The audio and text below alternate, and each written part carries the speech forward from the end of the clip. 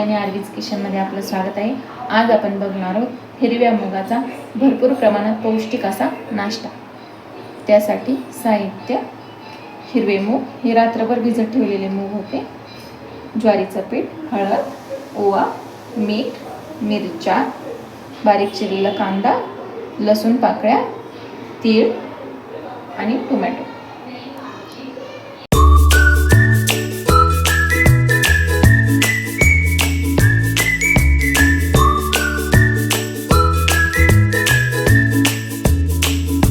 सगळ्यात आधी हे मूग आहे ते मिक्सरमधून आपण बारीक करून घ्या। त्यामध्ये आपण हिरवी मिरची, थोडासा कांदा,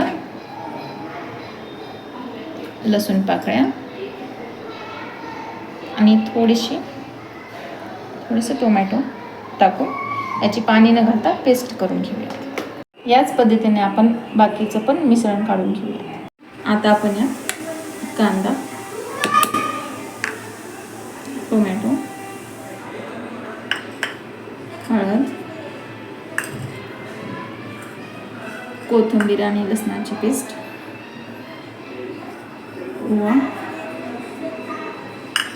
आणि तीळ,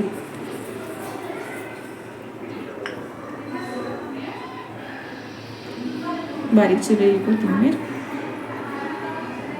चवीनुसार मीठ आणि पीठ घालून याला हाताने मळून घेऊया। यात जसं पीठ मावेल तसं याला घट्टसर असं मळून घेऊया। हे पीठ असं मळून घ्यायचं म्हणजे आपल्याला याचं थालीपीठ व्यवस्थित बनवता येईल। जास्त घट्ट पण नाही आणि जास्त पातळ पण नाही। आता आपण थोडंसं हाताला तेल लावून एक स्वच्छ कापड घ्यायचं आणि त्याच्यावर आपण थापून करूया थालीपीठ। आधी त्या कपड्याला थोडंसं पाणी लावून घ्यायचं, थोडा वल्ला करून घ्यायचं, जेवढं आपल्याला थालीपीठ करायचं आहे तेवढाच आकार। नंतर तेलाचा हात घेऊन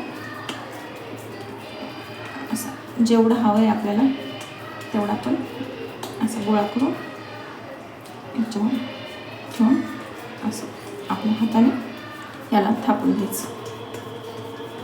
आता हे आपलं थालीपीठ थापून झालं आहे। याच्यावर आपण वरतून अजून तीळ टाकूयात। आपण पीठ मळताना पण तीळ टाकले आहे, पण तुम्हाला आवडत असेल तर वरून पण टाका, छान दिसते।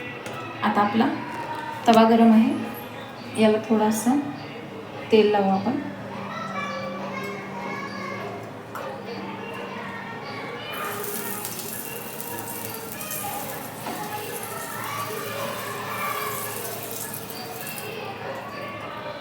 आणि हे थालीपीठ आपण त्याच्यावर टाकूया।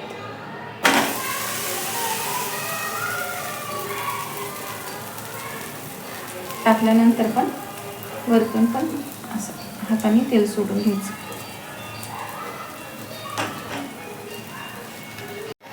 आपलं हे थालीपीठ आता आपण पलटून घेऊया। पाठीमागून पण असं थोडंसं तेल लावून घ्यायचं।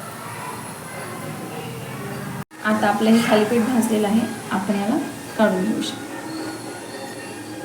अशा पद्धतीने आपले मुगाचे पौष्टिक असे थालीपीठ तयार आहे। तुम्ही याला सॉस सोबत किंवा दही सोबत खाऊ शकता। व्हिडिओ आवडल्यास लाईक करा, शेअर करा, सबस्क्राईब करा। धन्यवाद।